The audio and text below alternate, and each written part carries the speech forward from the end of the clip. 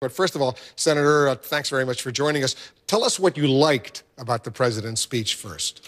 Well, I think he made a good point that atrocities occurred. That there was something awful that happened. The gas attacks, you can't watch them without having a great deal of sympathy for the people. But I guess my first response to that is, well, gosh, the guy who did this deserves death. I mean, the death penalty for killing civilians. Bashar al-Assad. Yeah, but I mean, the president's plan is to leave Assad alone. Well, do you think he should go in there and try to kill him? Well, the thing is that I think his plan, though, is to spare Assad, to leave the regime in place. But at the same time, he says someone must pay for breaking this international norm, but he's really not willing to actually make Assad pay. I think there should be a way that Assad pays, either through an international tribunal or something. I think Assad can't remain there. Targeted assassination? Well, I'm not really saying that. What I'm arguing is that what the president has planned is not going to accomplish what he says he's going to accomplish, which is to punish Assad for this. I think Assad personally will not be held accountable for this. I also think that even if the diplomatic solution occurs, that he still may not be accountable because it may still leave him in place. You hope that this Russian initiative works, right? I do. I think that the military option, it has no clear military objective. I think if we bomb Assad, I think it'll be more likely that the country becomes more unstable, refugees become worse, perhaps Israel gets attacked. And I think also the real danger to bombing Assad is that the chemical weapons may become loose within the country and may be taken over by either terrorists or al-Qaeda. Because the president has a different analysis. Let me play a clip from what we just heard from the president.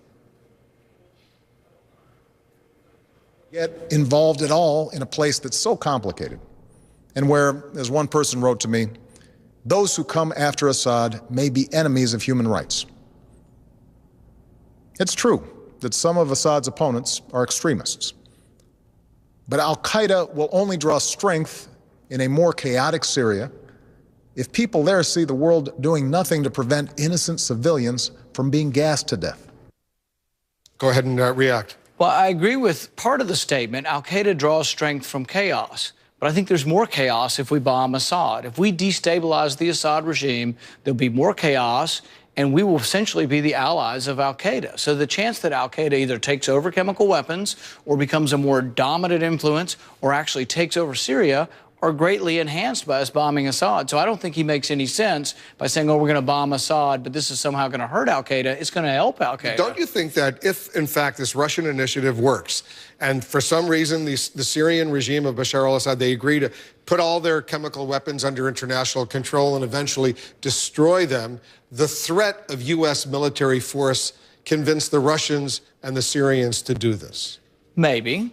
The alternative explanation is, though, that the people who've been wanting to bomb Assad for the last 3 weeks, we would have never gotten to this possible diplomatic solution. So you welcome the president's decision to go to Congress? Yes, absolutely. That's the constitutional manner. You have to have congressional authority before you go to war, unless we're in imminent danger. Is there any congressional authority, any resolution you could vote for?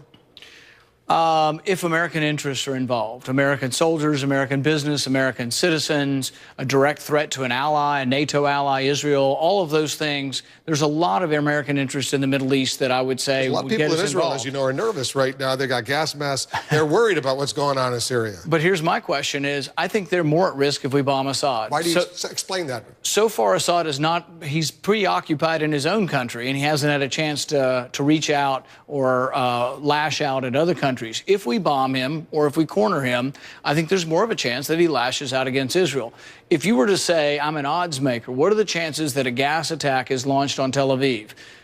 If we attack Assad, I think they're greater. If we don't attack Assad, I think they're less. That doesn't mean Assad gets off scot-free. I'm just saying that when we bomb Assad, you're going to create instability in the Middle East. Senator Piers has a question for you. Piers, go ahead. There's a really good tweet here from Nick Kristof of the New York Times, which sort of sums up what I think about this, really. It's not the basic message from President Obama's speech tonight that, to any dictator, when you slaughter your people, just don't use gas. When you slaughter your people, repeat the last part of that? Don't use gas, and then that'll be fine. I mean, isn't that the subliminal message here?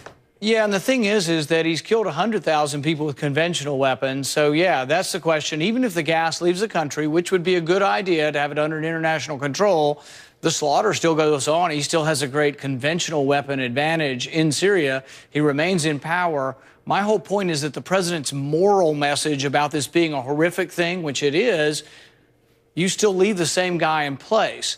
You know, I think the doctrine for your military, when you get your military involved, should be that the country should be completely behind you and that you should go in to win. And it should be with reluctance that we go to war, and it should be with an overwhelming force with the entire country behind you. We've had that on occasion, but we don't have that here. The country's overwhelmingly opposed to us being involved in the civil war.